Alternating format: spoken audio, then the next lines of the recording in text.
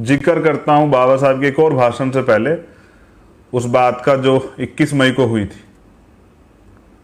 एक तरफ जब राजनीतिक व्यवस्था में हम लोग कमजोर पड़े थे उत्तर प्रदेश के अंदर, वहीं हौसले जो हैं नौजवानों के अंदर, जो सालों से जो गुस्सा, अपमान के विरुद्ध लड़ने का, स्वाभिमान का जीवन जीने का, संघर्ष करने का जो जज्बा नौजवानों के बीच अंदर था, और उसको पहली बार दिशा मिली देश की राजधानी में 21 मई को। और इसके लिए मैं दोबारा से उस समय जो साथी हमारे साथ थे उन सबका भी धन्यवाद करता हूं। और मैं धन्यवाद करता हूं भीम आर्मी के कार्यकर्ता का, उन सभी साथियों का जो वहां पहुंचे थे। वो किसी भी संगठन पार्टी से थे, लेकिन मुझे कहना है कि एक नौजवानों ने एक अंगड़ाई ली थी और इस व्यवस्था को ललकारा था कि अब हम जुल्म जाति नहीं सहेंगे। और बस मैं कुछ याद दिलाना चाहता हूं, उसके बाद कितने आंदोलन हुए। मैं अगर अपनी बात कहूं, उसके बाद मैंने 16 महीने जेल काटी। जब बेल मुझे मिल गई तो सरकार ने मेरे ऊपर रासुका लगा दी। जब 2 अप्रैल का आंदोलन हुआ और हमारे निर्दोष साथियों को जेल भेजना शुरू किया गया, रासुकाएं लगी, बहुत सारे साथियों की जान गई, तो मैं भूख हड़ताल पे चला गया।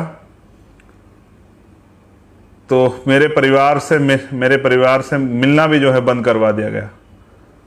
8 महीने तक मुझे इलाज नहीं होने दिया सरकार के लोगों ने। सूखी रोटियां जो है वो खाने के लिए मजबूर किया।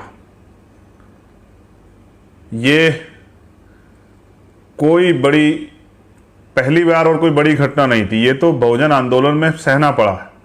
मुझसे पहले भी हमारे रहबर मान्यवर काशीराम साहब जेल गए। आज लोग कहते हैं आंदोलन, जेल, मुकदमे, तो यहां तो पानी पीने के लिए भी आंदोलन करना पड़ा। बाबा साहब ने तो लाठियां खाई, लेकिन मान्यवर काशीराम साहब तो खुद जेल गए।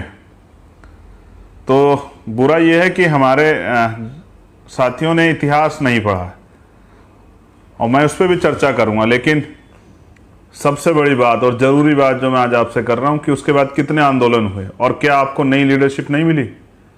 क्या प्रत्येक प्रदेश में बहुजन समाज के नए नेता नहीं तैयार हुए जो आंदोलन से निकले? वो स्वाभिमानी लोग जो लड़ते हैं, क्या आज पुलिस से पहले लोग भीम आर्मी को याद नहीं करते? क्या कहीं वो अन्याय, अत्याचार, जुल्म जाती होती तो भीम आर्मी के लोग जाकर न्याय नहीं दिलाते क्या? हाँ, ये मैं मानता हूं कि घटनाएं बढ़ रही है, इसलिए बढ़ रही हैं कि घटनाएं पहले भी होती थी, तब वो सामने नहीं आती थी, आज लोगों को न्याय मिलता है।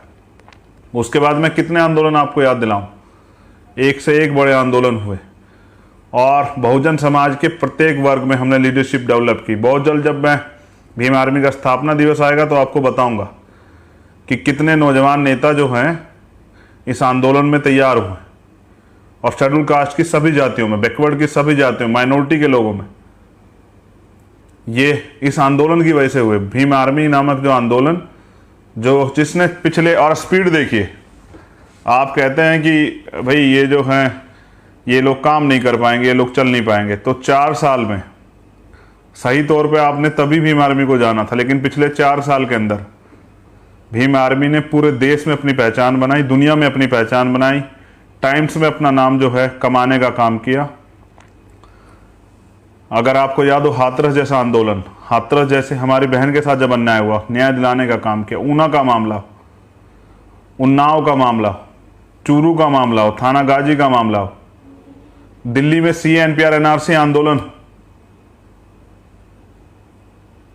संघियों के खिलाफ लड़ने के लिए एक नौजवानों का एक दल तैयार हुआ, चाहे वो दिल्ली में जब गुरु घर तोड़ा गया हो, ये राजनीतिक दल यहीं थे, ये सब लोग यहीं थे। न्याय तो बहुत दूर की बात है, आवाज भी कोई नहीं उठाता था। लेकिन क्या आज आप अपनी बात को कह नहीं पा रहे? आपने तो बल भी दिखाया। तो मैं धन्यवाद करता हूं, और धन्यवाद इसलिए करता हूं कि पिछले 4 साल में आपने इतना बड़ा परिवार दिया, और वो जो मान सम्मान दिया, मैं उस कर्ज को चुकाऊंगा अपने जीवन के अंतिम क्षण तक। एक वंचित वर्ग के गरीब बेटे को जो है, जो सम्मान आप लोगों की बदौलत मिला है, उसको मैं जाया नहीं जाने दूंगा। तो मैं मेरा जीवन जो है वो समर्पित है माननीय काशीराम साहब के आंदोलन को।